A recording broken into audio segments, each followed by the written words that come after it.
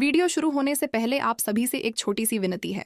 कृपया मेरे चैनल को सब्सक्राइब जरूर करें, वीडियो को लाइक करें और अपने विचार कमेंट बॉक्स में जरूर साझा करें। आपने देखा पिछले एपिसोड में कि जब रूही पुलिसमैन के सामने रोबिटो और शीतल के खिलाफ सारे सबूत रखती है, तब भी पुलिसमैन उन सबूतों पर यकीन नहीं करता, बल्कि वो गुस्से में आकर निहार को दोबारा जेल के अंदर डलवा देता है। इतना ही नहीं, वो रूही और स्पर्श को भी पुलिस स्टेशन से बाहर निकाल देता है। उस वक्त रूही को बहुत बड़ा झटका लगता है। उसकी आंखों में आंसू होते हैं, लेकिन उसके दिल में एक सवाल बार बार घूम रहा होता है, आखिर पुलिसमैन सच से इतना भाग क्यों रहा है।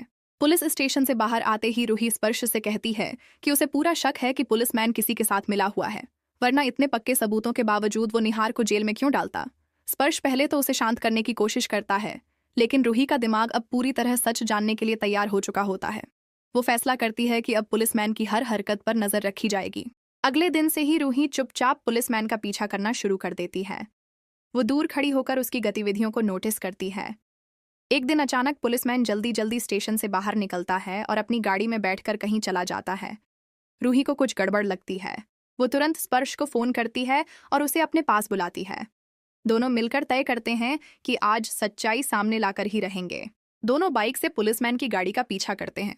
थोड़ी देर बाद पुलिसमैन की गाड़ी एक सुनसान गली में जाकर रुकती है। चारों तरफ सन्नाटा होता है।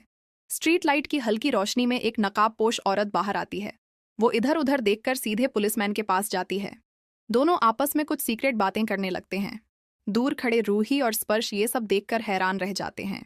तभी वो नकाबपोश आंटी अपने बैग से पैसों से भरा लिफाफा निकालती है और पुलिसमैन को दे देती है। पुलिसमैन लालच भरी नजरों से चारों तरफ देखता है और वो पैसे लेकर अपनी जेब में रख लेता है। ये देखकर रूही के पैरों तले जमीन खिसक जाती है। उसे समझ आ जाता है कि आखिर क्यों पुलिसमैन उनके सबूतों पर भरोसा नहीं कर रहा था। वो तुरंत अपने मोबाइल से सारी तस्वीरें और वीडियो रिकॉर्ड कर लेती है। स्पर्श धीरे से कहता है कि अब उनके पास पुलिसमैन के खिलाफ भी सबूत है, लेकिन तभी रूही की नज़र उस नकाबपोश औरत के हाथ में पहनी एक खास अंगूठी पर जाती है। वो अंगूठी उसे जानी पहचानी लगती है। उसका दिमाग तेजी से काम करने लगता है। क्या ये औरत निहार के घर से जुड़ी हुई है? क्या ये सब साजिश घर के अंदर से रची जा रही है? लेकिन सबसे बड़ा सवाल अभी भी बाकी है। वो नकाबपोश औरत कौन थी? क्या वो निहार के घर की ही कोई सदस्य है या फिर कोई बाहरी दुश्मन? और अगर पुलिसमैन भी इस खेल का हिस्सा है, तो असली मास्टरमाइंड कौन है? क्या रूही अगली चाल में उस नकाबपोश का सच सबके सामने ला पाएगी? क्या निहार जेल से बाहर आ पाएगा? और क्या स्पर्श और रूही सुरक्षित रह पाएंगे?